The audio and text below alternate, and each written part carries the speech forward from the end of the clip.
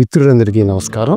ఈరోజు మీకు జీవితంలో ఎప్పుడైనా ఇన్సూరెన్స్ పాలసీ తీసుకొని పశ్చాత్తాపడ్డారా? వాటి గురించి మాట్లాడుకుందాం. ఈరోజు మనం ఒక చాలా ముఖ్యమైన ఇన్సూరెన్స్ ఇండస్ట్రీలో ఉన్న లోపాల గురించి మాట్లాడుకుందాం. దీనివల్ల అనేక మంది ఆశించిన రిజల్ట్స్ రాక గ్రోత్ లేని ఇన్వెస్ట్మెంట్స్లో ఇరుక్కుపోతున్నారు. బయటపడడం మన చేతుల్లో ఉండదు. మీరు చాలా మంది ఇన్సూరెన్స్ పాలసీ తీసుకున్న తర్వాత అసలు ఆ పాలసీ ఎందుకు తీసుకున్నాం అని చాలా మందికి అనిపిస్తుంది. ఇన్సూరెన్స్ ఏజెంట్లు మోసం చేశారని అంటారు. ఏజెంట్లు మాత్రం తమకు తోచిన అతి మంచి సలహా ఇచ్చామని చెబుతుంటారు. ఈ చర్చలో ఉన్న అసలు సమస్య ఏంటంటే ఇది కొంతమంది ఏజెంట్ల తప్పు కాదు, మొత్తం ఇన్సూరెన్స్ ఇండస్ట్రీలో ఉన్న లోపం. ఈ ఇండస్ట్రీలో ఉన్న బిజినెస్ మోడల్ వల్ల కస్టమర్లకు నష్టం జరగడం దాదాపు ఖాయం. ఇన్సూరెన్స్ కంపెనీలు ఇప్పుడు ఇన్వెస్ట్మెంట్ కంపెనీస్.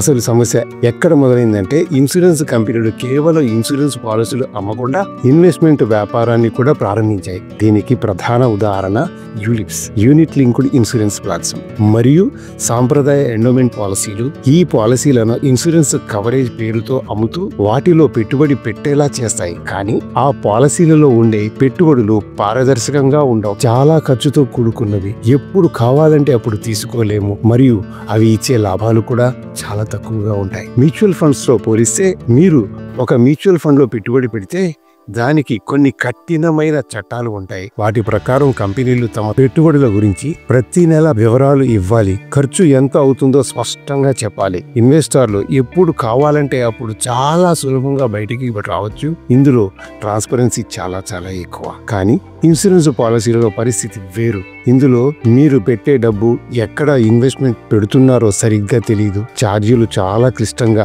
ఎక్కువ సంఖ్యలో ఉంటాయి. పాలసీలు మధ్యలో ఆపేస్తే చాలా నష్టపోవాల్సి వస్తుంది. అంటే ఈ సమస్య అంతా కస్టమర్స్ ను లాకిన్ చేయడం మరియు ట్రాన్స్పరెన్సీ లేకుండా చేయడానికి రూపొందించబడింది. మోడర్న్ ఇన్వెస్ట్మెంట్స్, పాత చట్టాలు, రెగ్యులేటరీ ఆర్బిట్రాజ్.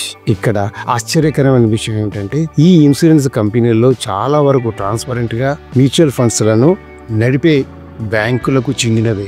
వారికి ఎలా సరైన పెట్టుబడులు నడపాలో బాగా తెలుసు. కానీ ఇన్సూరెన్స్ డివిజన్లో మాత్రం ఆ పద్ధతులు పాటించరు. ఎందుకంటే మన ఇన్సూరెన్స్ రెగ్యులేషన్స్ చాలా పాతవి. అవి ఇప్పుడున్న ఇన్వెస్ట్మెంట్ ఓరియంటెడ్ పాలసీలకు సరిపోవు. ఈ రెగ్యులేషన్స్ లో మధ్య ఉన్న లోపాలను ఉపయోగించుకొని ఇన్సూరెన్స్ కంపెనీలు మ్యూచువల్ ఫండ్స్ లో అయితే నిషేధించబడిన పద్ధతులు అనుసరిస్తున్నాయి. దీనినే రెగ్యులేటరీ ఆర్బిట్రాజ్ అని అంటారు.